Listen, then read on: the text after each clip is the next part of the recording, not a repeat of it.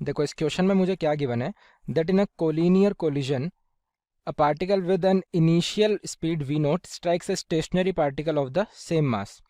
If the final total kinetic energy is 50% greater than the original kinetic energy, then the magnitude of the relative velocity between the two particles after collision is. देखो question मुझे क्या बोल रहा है कि एक particle है मेरे पास, ठीक है, कुछ इस तरीके से एक पार्टिकल है मेरे पास, वो किसी दूसरे पार्टिकल से टकरा रहा है। तो ये जो पहला पार्टिकल है ये स्पीड v नोट से जा रहा था और जो दूसरा पार्टिकल है ये रेस्ट पे था, ठीक है, और दोनों का मास सेम है, इसका m है तो इसका भी m मान लेता हूँ, गिवन क्वेश्चन में सेम मास का है। अब क्वेश्चन मुझे क्या बोल रहा है कि जो फाइनल टोटल काइनेटिक एनर्जी है वो इनिशियल टोटल काइनेटिक एनर्जी से 50% से ज़्यादा है, ठीक है। काइनेटिक एनर्जी जो बाद में मिली इनके टकराने के बाद, वो जो टोटल काइनेटिक एनर्जी थी वो टकराने से पहले जो काइनेटिक एनर्जी रही होगी उससे 50% से ज़्यादा है। तो मुझे बताना है कि इनकी जो रिलेटिव वेलोसिटी थी टकराने के बाद उसका मैग्नीट्यूड कितना होगा, ठीक है। तो अगर मैं टकराने के बाद का केस देखूं तो वो कैसा होगा कि ये जो पार्टिकल है इस तरीके से रहे होंगे और मैं मान लेता हूं कि ये जा रहा होगा v1 से और ये जा रहा होगा इधर v2 से, ठीक है। इनके पार्टिकल्स के मास mm ही है, ठीक है। तो देखो कैसे करेंगे इस क्वेश्चन को। काइनेटिक एनर्जी की बात करते हैं हम, क्वेश्चन ने काइनेटिक एनर्जी के लिए बोला है तो सबसे पहले हम वही देखते हैं कि टकराने के पहले काइनेटिक एनर्जी क्या थी, half m v naught square, इसकी तो 0 थी, ठीक है। टकराने के बाद क्या हुई, टकराने के बाद हुई half m v1 square plus half m v2 square, ठीक है। ये टकराने के पहले की है, ये टकराने की बाद की है। क्वेश्चन मुझे क्या बोल रहा है, अब ध्यान से समझना। क्वेश्चन मुझे बोल रहा है कि ये जो फाइनल काइनेटिक एनर्जी है, ये जो फाइनल काइनेटिक एनर्जी है ये इनिशियल यानी इस काइनेटिक एनर्जी से 50% से ज़्यादा है, यानी कि ये जितनी रही होगी उसकी 50% इसमें और जोड़ दूं तो ये इसके बराबर है, ठीक है। यानी कि अगर ये 1 है तो 1 का आधा यानी कि 0.5 इसमें और जोड़ दूं तो ये इसके बराबर हो जाएगी, यानी कि 1 + 1/2 दैट इज 3/2 यानी 1.5, यानी कि इस एनर्जी को मैं 1.5 गुना कर दूं यानी 1.5 टाइम्स कर दूं तो ये इसके जाके इक्वल है। अब इसके बाद में काइनेटिक एनर्जी बढ़ गई, यानी कि इनके टकराने के टाइम जो कुछ इंटरनल एनर्जी रही होगी वो काइनेटिक एनर्जी में कन्वर्ट हुई होगी, ऐसा कुछ हुआ होगा, ठीक है। खैर उससे हमें फर्क नहीं पड़ता, हमारे पास ये इक्वेशन बन चुकी है, ठीक है। तो यहाँ से मैं क्या लिख सकता हूँ, ये जो हाफ एम है इनको मैं कैंसिल कर देता हूँ, ठीक है। और यहाँ से मैं लिख सकता हूँ कि v1 square plus v2 square is equals to 1.5 v naught square, एक इक्वेशन बन गई मेरे पास, ठीक है।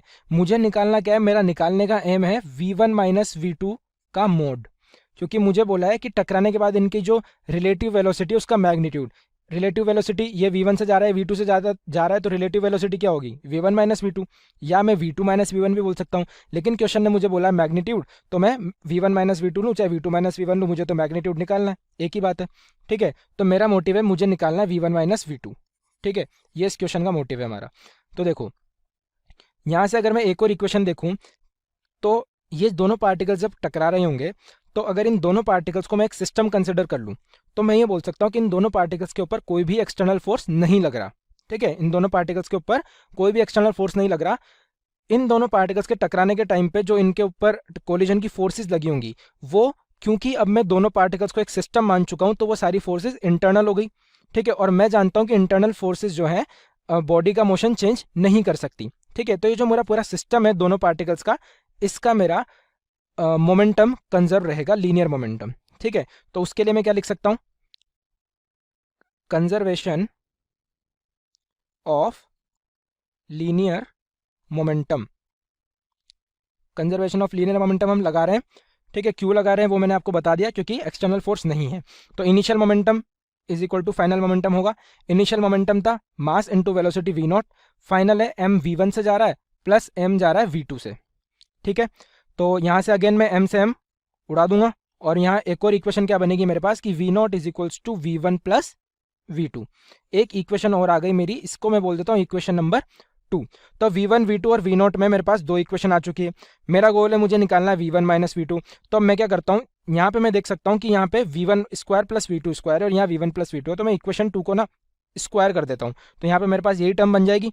तो इक्वेशन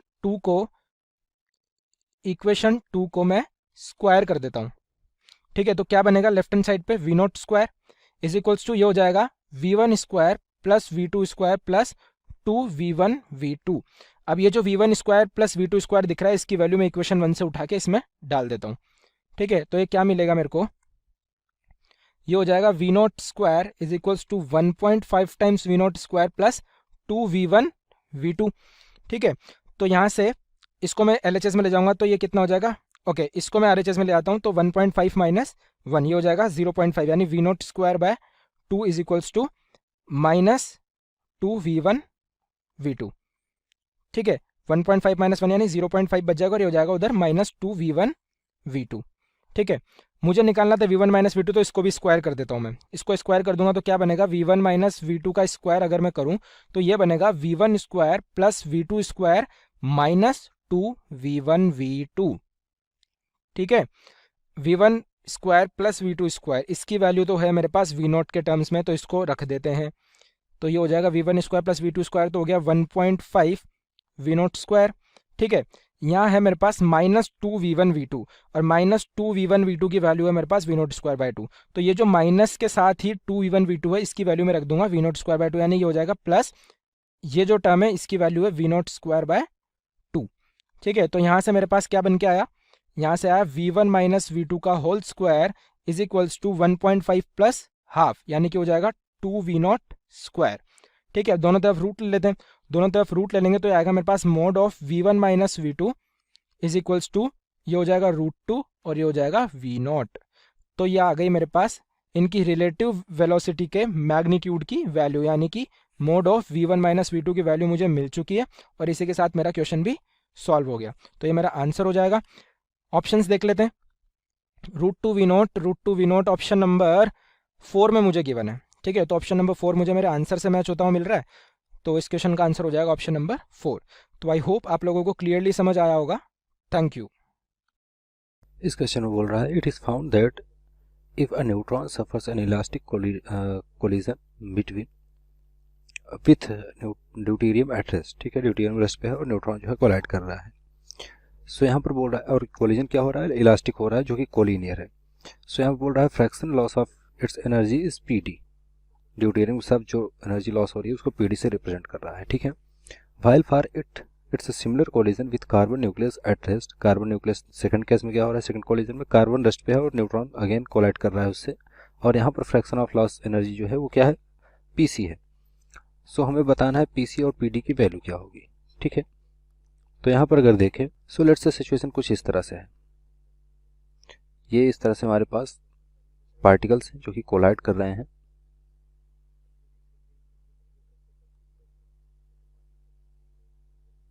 ठीक है, सो इनिशियली ये हमारा न्यूट्रॉन है। न्यूट्रॉन का मास लेट से m मान लेते हैं। ठीक है, तो इसका मास क्या होगा ड्यूटेरियम का, ये न्यूट्रॉन है तो ये होगा ड्यूटेरियम। फर्स्ट कोलिजन की हम बात कर रहे हैं, फॉर फर्स्ट कोलिजन।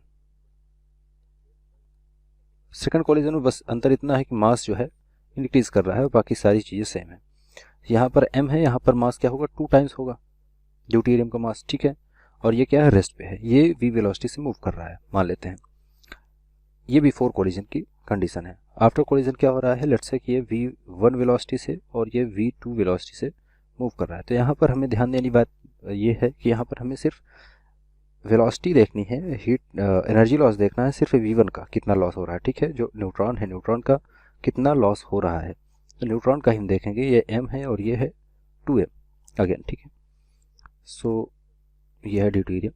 सो यहाँ से अगर देखें तो हम यहाँ पर कंजर्वेशन ऑफ मोमेंटम अप्लाई करेंगे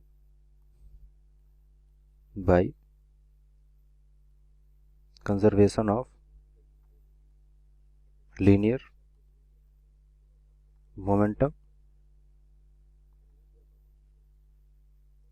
ठीक है, कंजर्वेशन ऑफ लीनियर मोमेंटम, तो यहाँ से देखें अगर तो ये हो जाएगा mv प्लस इसका हो जाएगा 0, इसका हो जाएगा m v1 प्लस हो जाएगा 2 times of m into v2 के। ठीक है, सो यहाँ सॉल्व करें तो m से m कैंसिल आउट, ये हो जाएगा v इक्वल्स टू आ जाएगा v1 प्लस 2 v2 के। ठीक है, ये इक्वेशन हो गई 1 हमारी। दूसरी इक्वेशन ये बनेगी, क्योंकि यहाँ पर बोला जा रहा है कि जो कोलिजन है वो क्या है, इलास्टिक है और कोलिनियर है, तो यहाँ पर ई की वैल्यू क्या हो जाएगी, 1 हो गया है, क्योंकि कोफिशिएंट ऑफ रेस्टिट्यूशन जो है यहाँ पर क्या हो रहा है, 1 हो रहा है ई की वैल्यू। सो यहाँ से हम बोल सकते हैं कि जो v होगा, यहाँ से v2 माइनस v1 जो होगा वो किसके बराबर हो जाएगा, v के बराबर हो जाएगा। ये इक्वेशन सेकेंड हो गई। अब फर्स्ट और सेकेंड इक्वेशन को सॉल्व करते हैं। Now from first and second, first और सेकंड को सॉल्व करते हैं। तो यहाँ से आ जाएगा, देख सकते हैं v के इक्वल ये भी है, v के इक्वल ये भी है, तो दोनों को इक्वेट कर सकते हैं। तो हो जाएगा v2 माइनस v1 इक्वल हो जाएगा v1 प्लस 2 v2 के। ठीक है, सो v2 को इधर लाते हैं, तो हो जाएगा माइनस ऑफ v2, इस 2v2 को इधर लाएंगे तो क्योंकि प्लस है तो माइनस हो जाएगा, और v1 को उधर ले जाते हैं तो ये हो जाएगा 2v1। ठीक है, सो v2 इक्वल्स टू हो गया 2 times of minus of 2v1 and v1 equals to हो गया माइनस, एक्चुअली हमें निकालनी है v नॉट के टर्म में वैल्यू। सो v के टर्म में निकालना है, तो इसको ऐसा ना करके हम कुछ इस तरह लिख सकते हैं। इसको हम यहाँ पर वैल्यू सब्स्टिट्यूट करेंगे, v को हमें नहीं हटाना है, v के टर्म में ही लिखना है। यहाँ पर हमें v1 की वैल्यू निकालनी है, क्योंकि यहाँ पर सिर्फ हमें देखना है न्यूट्रॉन कितनी एनर्जी लॉस कर रहा है। ठीक है, तो v1 निकालना है v के टर्म में, तो यहाँ से हम v2 की वैल्यू निकाल के यहाँ पर पुट कर देते हैं। ठीक है, सो जैसे ही पुट करेंगे तो हमें सॉल्व करने के बाद v1 की वैल्यू जो मिलेगी वो मिल जाएगी माइनस ऑफ v/3 के। ठीक है, v1 इक्वल टू कितना आ जाएगा, v/3 के इक्वल आ जाएगा। अब यहाँ पर देखेंगे फ्रैक्शन ऑफ लॉस जो दिया है, फ्रैक्शन लॉस कितना है एनर्जी का, दे रहा है pd है। ठीक है, तो pd इक्वल टू आ जाएगा फ्रैक्शन लॉस जो है, fraction energy loss of neutron. ठीक है, कितना आ जाएगा, ये हो जाएगा pd इक्वल हो जाएगा हाफ mv², स्टार्टिंग उसकी एनर्जी हाफ mv² थी, v वेलोसिटी थी उसकी, माइनस हो जाएगा half into m v1² divide by यहाँ से आ जाएगा हाफ m v² के। ठीक है, तो इसमें v1 की जगह हम पुट कर देंगे v/3। ठीक है, तो जैसे ही वैल्यू पुट करके इसको सॉल्व करेंगे तो आंसर आ जाएगा यहाँ से। सो यहाँ से pd इक्वल टू आ जाएगा, यहाँ पर वैल्यू पुट करेंगे तो ये हो जाएगा 8/9 के इक्वल, जो कि आएगा 0.89 के इक्वल। ठीक है, तो जो फ्रैक्शन ऑफ एनर्जी लॉस हो रहा है जब ड्यूटेरियम के साथ वो कोलाइड कर रहा है तो कितना हो रहा है, 0.89 का। तो pd की वैल्यू हमें मिल गई है, कितनी आ गई, 0.89। ठीक है, अब सेकंड हम देखते हैं। यहाँ पर हमारे पास देख सकते हैं दो ऑप्शन तो कैंसिल हो गए पहले ही, फर्स्ट और फोर्थ ऑप्शन कैंसिल आउट हो गए, सेकेंड और हमारे पास थर्ड ऑप्शन बचे। तो यहाँ पर क्योंकि हमने देखा कि यहाँ पर pd पहले है, तो pd पहले है तो यहाँ पर सेकंड ऑप्शन करेक्ट होना चाहिए, थर्ड ऑप्शन गलत होगा। ठीक है, यहाँ से आइडिया लग जाता है, लेकिन फिर भी हम इसको सॉल्व करेंगे, देखते हैं कार्बन के लिए कितना आता है। तो सिर्फ सेम चीज़ यहाँ पर होगी कार्बन के लिए, सिर्फ यहाँ पर क्या चेंज हो जाएगा, यहाँ पर मास की जगह पे जो 2m था, अगर कार्बन हो गया तो इसकी जगह पर मास क्या आ जाएगा, 12m आ जाएगा, 12 टाइम्स ऑफ न्यूट्रॉन। ठीक है, तो बस इक्वेशन चेंज हो जाएगी यहाँ से, और इक्वेशन जो बनेगी फॉर सेकेंड कोलिजन,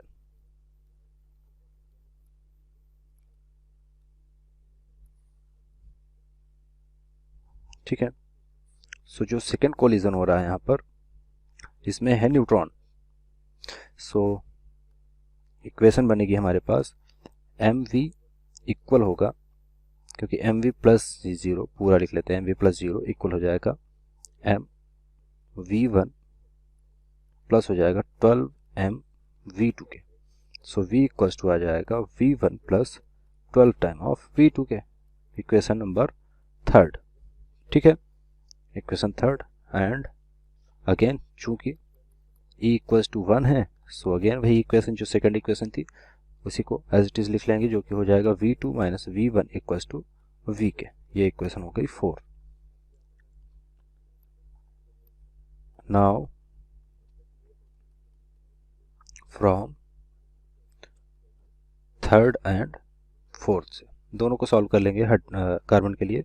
सो यहाँ से आ जाएगा हमारे पास v1 की वैल्यू जो निकल के आएगी सॉल्व करने के बाद, वो आ जाएगी -11/13 v के, एंड v2 की वैल्यू अगर देखें तो ये आ जाएगी 2v डिवाइड बाई 13 के। सो क्योंकि हमें मतलब है v1 से, तो v1 को हम कंसिडर करेंगे यहाँ पर। सो इसको हम लिख सकते हैं इस तरह से। हमें निकालना है एनर्जी लॉस, ठीक है। सो फाइनली एनर्जी लॉस जो है कितना हो जाएगा, पीसी है इस केस में, तो PC equal to fraction of energy loss जो है, ठीक है। तो पीसी इक्वल टू हो जाएगा हाफ एम वी स्क्वायर जो कि इनिशियल था, माइनस हो जाएगा half M V one square. Again हम न्यूट्रॉन का ही कंसिडर करेंगे, ठीक है, क्योंकि कार्बन एटम के साथ कोलिजन कर रहा है, तो कार्बन एटम का नहीं निकालेंगे जिस तरह से हमने ड्यूटेरियम के साथ किया था, और डिवाइड बाई हो जाएगा हाफ एम वी स्क्वायर के।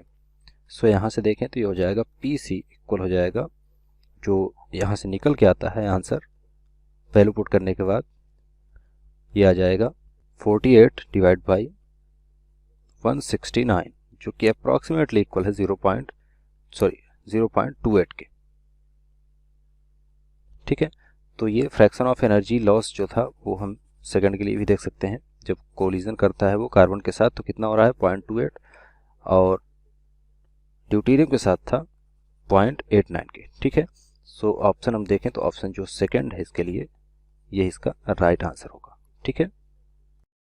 A particle of mass m moving in the x direction with speed 2v is hit by another particle of mass 2m moving in y direction with the speed v. If the collision is perfectly inelastic, the percentage loss of energy during the collision is close to. See, ಒಂದು ಎರಡು particles ಇಲ್ಲಿ collision ಹೇಳ್ತಾ ಇದ್ದಾರೆ. So ಒಂದು particle mass m ಇದೆ, ಇದು x direction ಅಲ್ಲಿ move ಆಗ್ತಾ ಇದೆ, ಇದ್ರದ್ದು ಸ್ಪೀಡ್ 2v ಇದೆ. So it comes and hits another particle of mass 2m. So idraddu mass 2m. It is moving in y direction. So e direction alli move agtide. Idra speed bandu v. So if the collision is perfectly inelastic, so idu inelastic collision agta idre the percentage loss of energy in collision is due to anta keltidare. So percentage loss of energy eshtu anta keltidare. So initially first ಇದು collision ಆಗುವಾಗ ಏನ್ ಹೇಳ್ತೀವಿ ನಾವು, momentum will be conserved. So by conservation of momentum ಅಂದ್ರೆ initial momentum is equal to final momentum, p i is equal to p f. So p i initial momentum ನ ನಾವೇನಂತ ಬರ್ಕೋಬಹುದು, it is m1 into v1 plus m2 v2 is equal to m1 plus m2 into v. So m1 into v1 ಅಂತಂದ್ರೆ v1 is moving with the speed 2v. So ಇದನ್ನ ನಾವು first equation ನ v ಗೆ ಬರ್ಕೊಳ್ಳೋಣ. So the velocity after collision ಏನ್ ಬರುತ್ತೆ, v will be equal to m1 v1 plus m2 v2 divided by m1 plus m2. So ಈ v1 ಮತ್ತೆ v2 ಎರಡೂನುವೆ ನಮಗೆ you have it with the direction. So ಎರಡು ಬೇರೆ ಬೇರೆ ಡೈರೆಕ್ಷನ್ಸ್ ಅಲ್ಲಿ ಇದೆ. ಸೊ ಯಾವ ಡೈರೆಕ್ಷನ್ಸ್ ಇದೆ ಅಲಾಂಗ್ ವಿತ್ ದ ಡೈರೆಕ್ಷನ್ ಮತ್ತೆ ಮ್ಯಾಗ್ನಿಟ್ಯೂಡ್ ಅನ್ನ ಅಪ್ಲೈ ಮಾಡ್ಕೊಳ್ತಾ ಹೋಗೋಣ ಇಲ್ಲಿ. See for example the final velocity after collision v will be equal to m1 mass m, ಅದ್ರದ್ದು ಸ್ಪೀಡ್ 2v, ಅಂಡ್ ಅದು ಯಾವ ಡೈರೆಕ್ಷನ್ ಮೂವ್ ಆಗ್ತಿದೆ, ಎಕ್ಸ್ ಡೈರೆಕ್ಷನ್ ಅಲ್ಲಿ ಮೂವ್ ಆಗ್ತಿದೆ. ಸೊ ಎಕ್ಸ್ ಡೈರೆಕ್ಷನ್ ಮೂವ್ ಆಗ್ತಿರೋದ್ರಿಂದ I cap plus m2 2m, it's speed v, ಮತ್ತೆ ಇದು ಯಾವ direction, y direction, so j cap. So divided by m plus 2m. So ಇದನ್ನ ಫರ್ದರ್ ನಾವೀಗ simplify ಮಾಡ್ಕೊಳ್ಳೋಣ. ಸಿ 2m ಅಂದ್ರೆ ಇದೆರಡರಲ್ಲೂ m ಕಾಮನ್ ಬರುತ್ತೆ, ಐ ಮೀನ್ 2mv ಕಾಮನ್ ಬರುತ್ತೆ. So 2mv into I cap plus J cap divided by 3m. So finally velocity after collision will be equal to, see m cancel ಆಗೋಗುತ್ತೆ, so 2/3v into I cap plus j cap. So ಇದು velocity after collision. So ಈ collision after collision ಬಂದ ತಕ್ಷಣ ನಾವೇನ್ find out ಮಾಡ್ಬೋದು, we can find out the kinetic energy. So ಇಲ್ಲಿ ನಾವು This is nothing but final velocity. So ಇದ್ರದ್ದು magnitude part ಮಾತ್ರ find out ಮಾಡೋದಾದ್ರೆ, say magnitude of this velocity will be equal to ಏನಿಲ್ಲಿ 2/3 into v into root 2. Correct? So ಇದು magnitude part of the final velocity. So next ನಾವು ಇದರಲ್ಲಿ energy, loss of energy ಕೇಳಿರೋದಲ್ವಾ, so kinetic energy find out ಮಾಡೋಣ.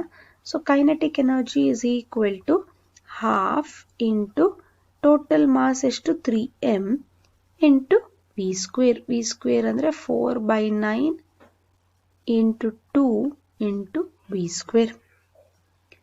So final kinetic energy ಅಥವಾ change in the kinetic energy Ki delta Kei is equal to half into m into 2v square plus half into 2m into v square. So if this is initial, if this is final, so loss in the energy, percentage loss in the energy antide. So I'll write it as kinetic energy, initial kinetic energy plus final kinetic energy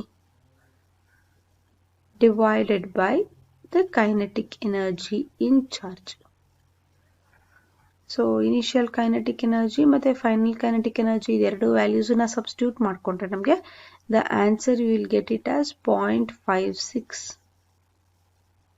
So 0.56 or 56% ಅಂತ ಬರ್ಕೋಬಹುದು. This is the loss in the change of the energy.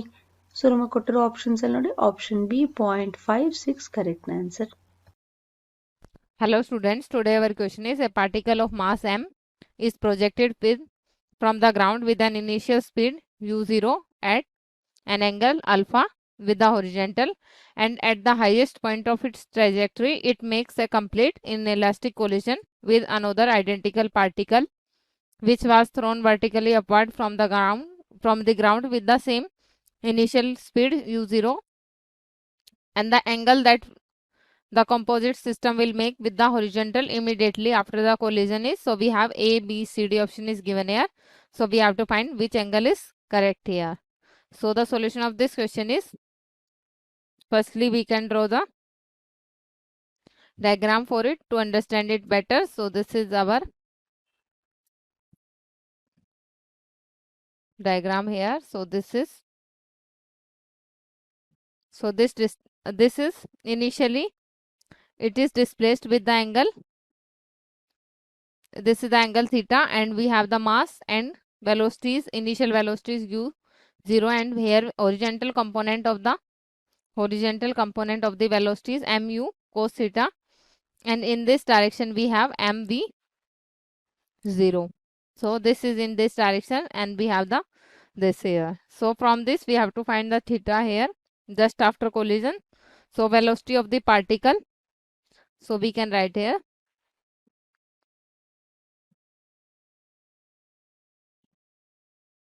velocity of particle performing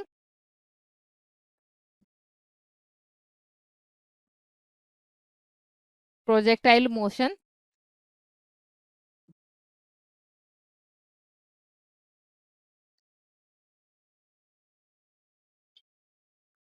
at highest point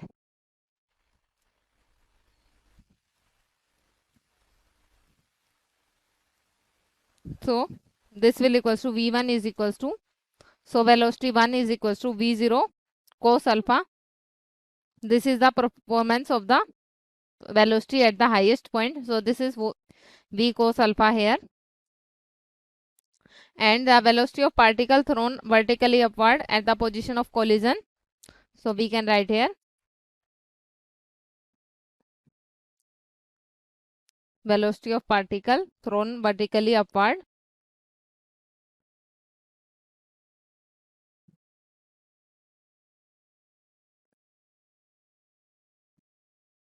at the position of collision,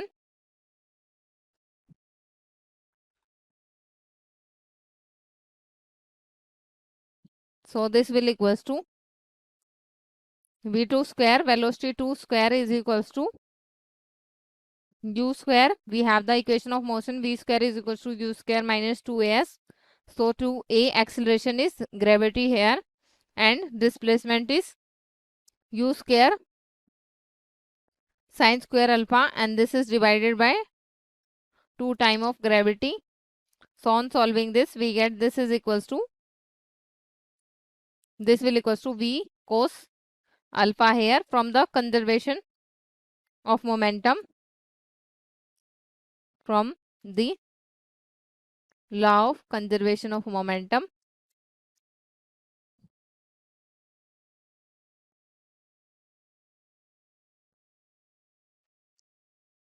We can write here tan theta is equals to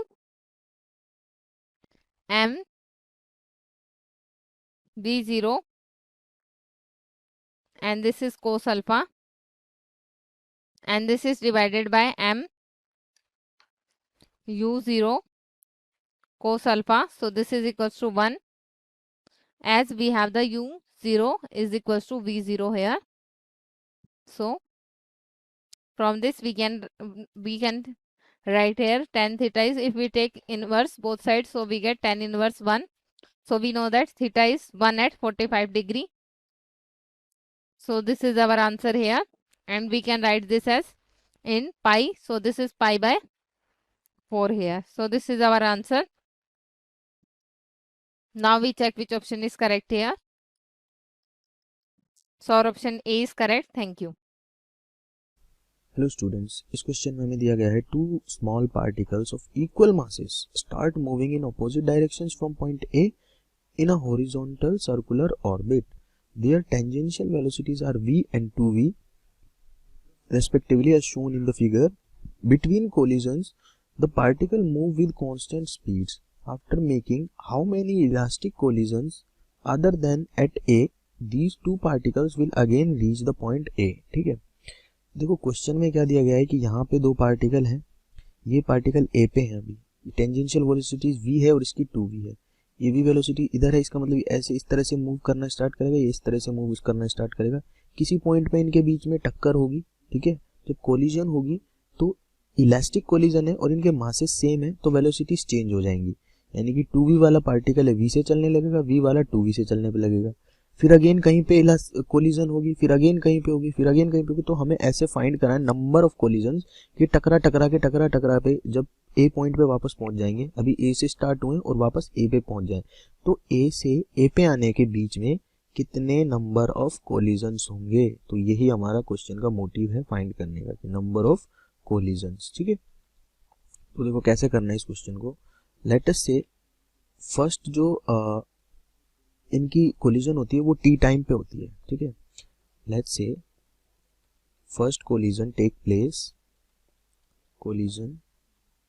takes place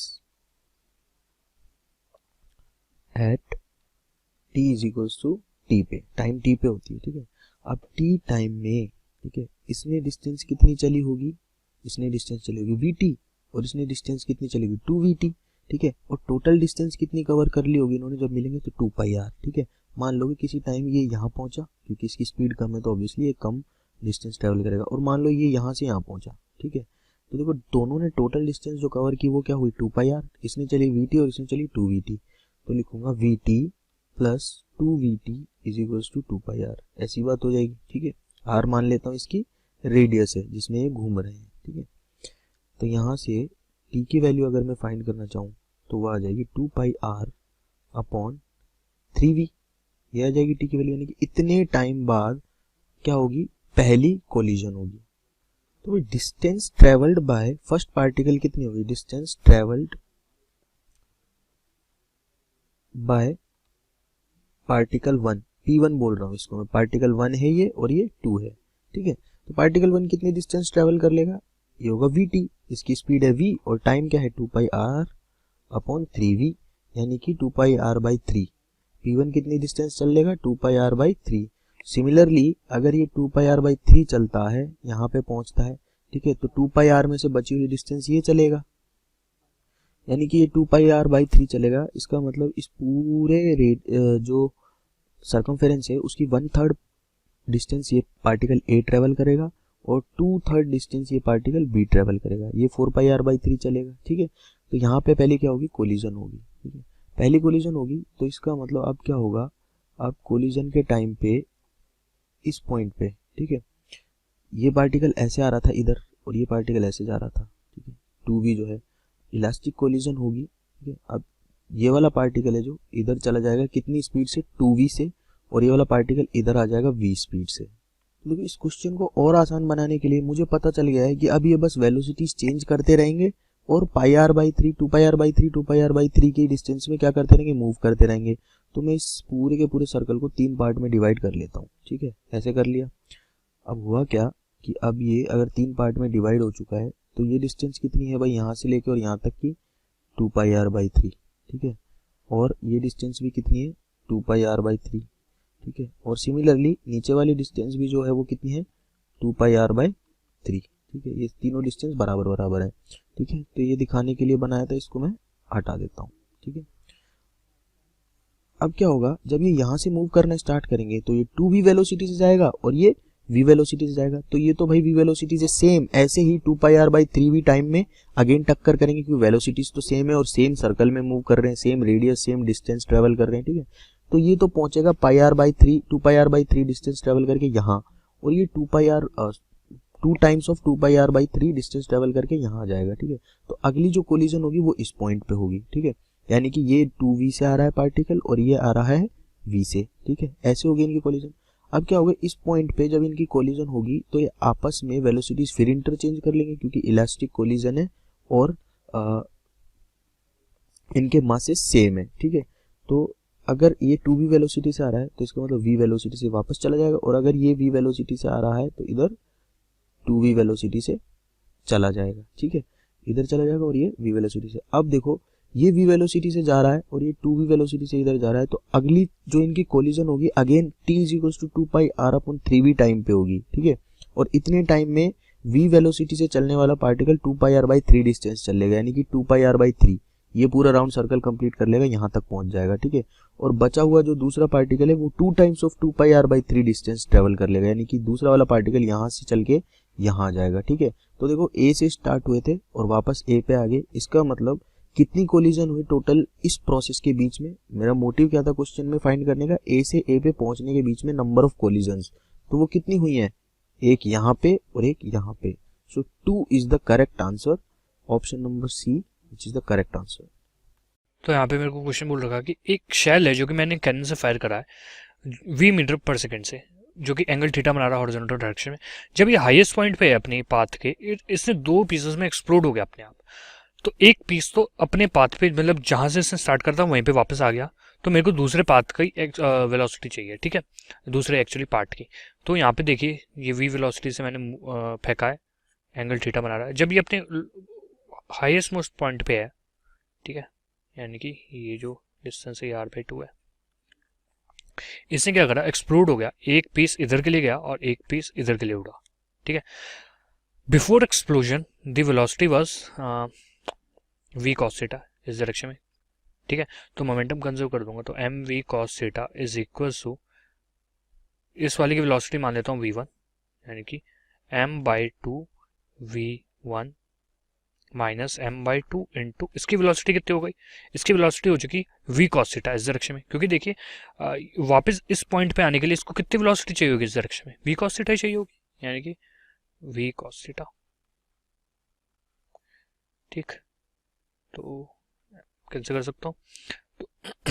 तो यहाँ से मेरे पास क्या आ जाएगा, 2 से multiply करूँ तो 2v cos theta is equal to v1 minus v cos theta. तो यहाँ से जो v1 है वो मेरा क्या आ गया, 3v cos थीटा, यानी कितनी वेलोसिटी होगी इसकी,